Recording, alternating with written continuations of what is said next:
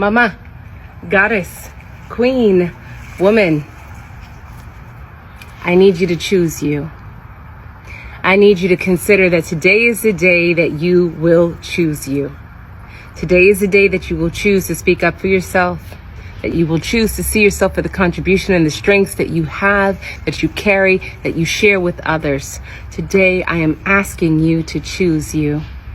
I'm asking you to choose you before anyone else. I'm asking you to choose you, to nourish you, to pour back into you, to love on you. I'm asking you to please choose you today. Goddess, you can do it. Yes, you can. Yes, you can. You can choose. Universe chose you. You are here. Now you choose you. I love you. Choose you today. I think one of the most attractive things that a woman can do is love herself. A woman that loves herself, sure of herself, and that respects herself, that's a different type of woman. You know, like, that's a goddess. You heard me? Like, those are attributes of a goddess. A woman that know herself. You know what I mean? That's taking the time to evolve and to deal with her traumas, you know what I'm saying? And to ask herself the hard questions and to do the shadow work, you know, and to grow. You heard me? That's a different type of woman. Those women are hard to find, but when you find them, you keep them. You know, like, you keep them and you cherish them. That's one of the most beautiful things about a woman is, you know, when she's sure. Because I feel like when a woman is sure and she reaches a place of self-knowledge, she liberates herself. And as a man, when I see a woman like that, I'm knowing that I have to approach this differently, treat this differently. I have to value this differently. And if I'm not willing to do those things, I need to stay away from this woman. I need to not touch her. And I think one of the most dangerous things a woman can do is devalue herself to be accepted. I think it's dangerous, you know what I mean? Because where does it end? To some people in society, a woman that's sexually liberated, financially liberated, a woman that's spiritually liberated, is intimidating, you know what I'm saying? But to a person like me, I think that shit beautiful because that woman knows herself. When all the odds are going against you, I want you to be in your own corner. The more you tap into your goddess energy, the easier it is going to be to manifest.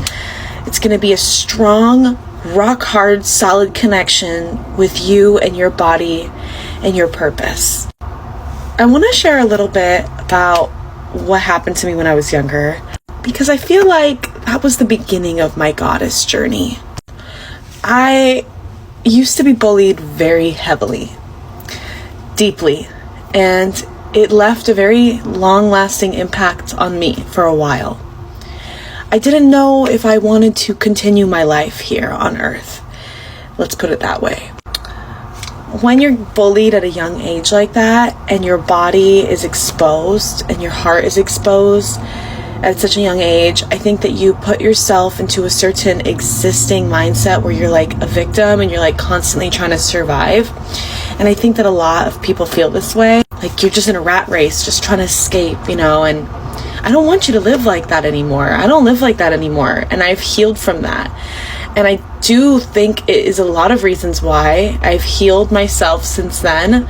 I've meditated, taking care of my body, my hair, my skin, the people I surround myself with. You have to be very okay with cutting people off that don't align with you anymore. That goes for lovers, family members, situationships. Those have to go. That's really bad karmic energy that is not yours to live out. If those people aren't meant to be in your circle to uplift you, they need to go. Another thing is I have many videos, I've talked about this before, but self-forgiveness podcasts. I do believe that forgiving yourself for the past in order to move into the present, it's really important to tap into that goddess energy. Every morning I spend easily 1 to 4 hours on getting ready, and I consider that my ritualistic time to ascend. As I'm doing my makeup, as I'm putting on my eyebrow gel, I am saying to myself, I am a goddess. I am well taken care of. Everyone loves to spoil me. Money is attracted to me. Things like that you say to yourself instead of, oh my god, I have a mustache growing. Oh my gosh, I need my lash filled. No. You cut that self-deprecating talk out of your life and watch how it transforms you. You can learn how to be confident. And in the past, I didn't realize, I look at my younger self and everyone called me egotistical and full of myself, but really, I was born to be confident. Your life will freaking change for the better when you learn how to tap into your goddess energy. Goddess energy is just your divine feminine energy that we all have inside of us. But here's the thing. Most women are walking around in their wounded feminine energy or more in their masculine energy. And when you're in that wounded feminine, you're in victim mindset. You feel like you have to prove yourself. You feel like you have to hustle to get your dreams. You don't trust yourself. You feel like you're too much. You're scared to be unapologetically yourself. You never feel like you're good enough, and let's not go into those loose boundaries. So this is why it's so important that we activate and tap into that goddess energy, because this is where your intuition lies. This is your creatrix energy. The feminine energy is the creator energy. It represents magnetism. It represents attraction. And it represents your ability to let yourself receive. So I'm going to ask you right now, just to test if you have an imbalance in this feminine goddess energy. If someone was to give you a compliment right now, what would you do? Would you throw that compliment straight back? Would it make you feel uncomfortable? Or would you pause for a second and say, thank you so much? If someone was to give you money or to do you some kind of favor right now, would you say, no, it's okay. Or would you say, oh, thank you so much? Because if you cannot allow yourself to receive something like compliment or help, deep down on an unconscious level, you do not believe you are worthy or good enough to receive this. And somewhere in your unconscious, you believe that you have to work hard, or you have to prove yourself, or you have to earn these things. Learning how to heal my own feminine energy and really learning how to activate and embody my own goddess energy, I've seen my life do a complete 360. My appearance has changed. I know my worth and my value, especially when it comes to dating. I can set boundaries like a bad bitch now. I allow myself to be. There's no pressure to try and prove myself or hustle, which has been amazing for my nervous system and allowing me to find that peace and joy from within. I've reconnected to the truth of who I am, and I allow myself to be unapologetically me. I don't give a shit anymore.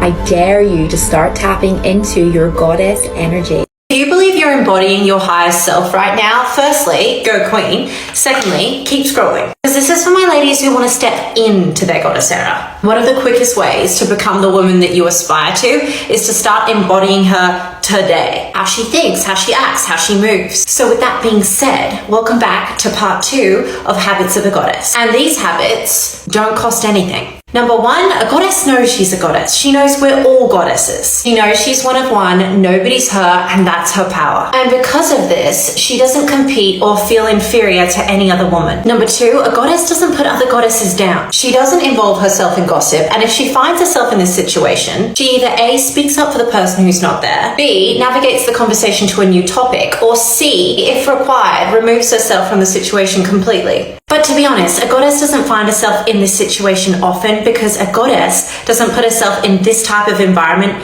in the first place. Which leads me to number 3. A goddess has clear, firm boundaries and she doesn't apologize for them. Whether it be at work, with friends, family members, romantic partners, she's not afraid to speak up and cut people off if they aren't aligning with her and her future. At the same time, she's not a bitch about it unless she needs to be. Number 4, a goddess puts herself first. I cannot stress this one enough. It's not selfish, it's necessary. It's pretty simple. In order for you to love and take care of those around you, you have to love and take care of yourself. You can't pour from an empty cup. The goddess knows this and she prioritizes filling her own cup so that her love is able to overflow onto everything and everyone around her. Number 5, a goddess knows thoughts become things and the power of speaking things into reality. And because of this, she actively works on her self-concept and is cautious of the way she speaks about herself and the challenges she's facing. She doesn't talk badly about herself, pick apart her flaws, or highlight her weaknesses. She doesn't whine or spread negativity. She chooses to focus on her strengths, her passions, the good things happening in her life, and she seeks to find the silver lining in any situation. Number 6, a goddess is connected to her body and soul. What I mean by this is she's not afraid to explore her sensual, spiritual side. She gets out with nature as much as possible, and she meditates to connect with her intuition. She trusts her inner knowing. She follows her gut and lets it guide her towards her true calling, purpose, and desires. I remember someone saying to me when I was single, don't you get like DMs of all these like random dudes trying to send you pictures? And I was just like, no, because I'm not a match for that. Thank you for saying that. I used to get that all the time from guys. I don't know how you do it. I've got 2,000 followers. You got, at that time 600 or whatever. And they just keep DMing me. They want to hook up, and this got to be like thousands must reach out to you. And I'd be like, honest to God, that has never happened to me. Yeah.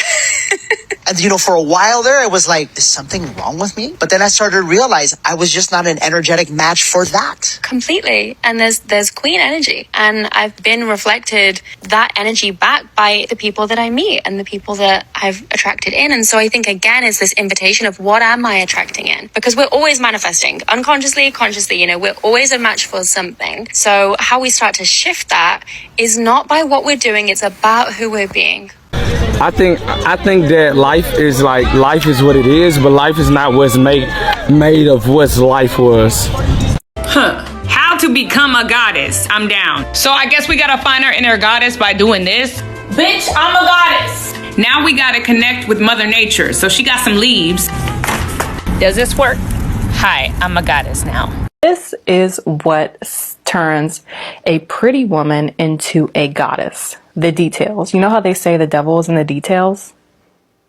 It's because the details are going to give you away. So imagine if I'm on a date, right? And I'm sitting there trying to be all cute. And I do this. And my edges are looking unkept. Girl. -5 points. -5 points. Most women, see, if they had their hair like this and you can't even see their edges, they would just let it look however. And then the moment they try to be all cute, it's looking like some beady beads in the edges. No. -15 points. Okay? Men are visual creatures. If you are looking crazy, say you look cute and then you do something and then you starting to look crazy, -5 points. Okay? -5 points. Details. You could look like a 10 at first, but then when he starts paying close attention, you looking more like a 6. The devil is in the details. Pay attention to the details. Y'all need to hear this one. To be a goddess is to be a force. People always focus on the beauty, the ethereal energy, soft side, but forget about the wrath. The art of chaos, death, and destruction that comes with playing with one of us. Let me be clear. Yes, love, light, alchemy, magic can come when a goddess is being well taken care of, able to thrive. She's well protected. With that being said, once you disturb that energy and it's not in her best interest, good luck. And those who have experienced that know exactly what I'm talking about. The next time he calls you a goddess, tell him that he should have brought you an offering, because how dare you be in the presence of a goddess and not worship her?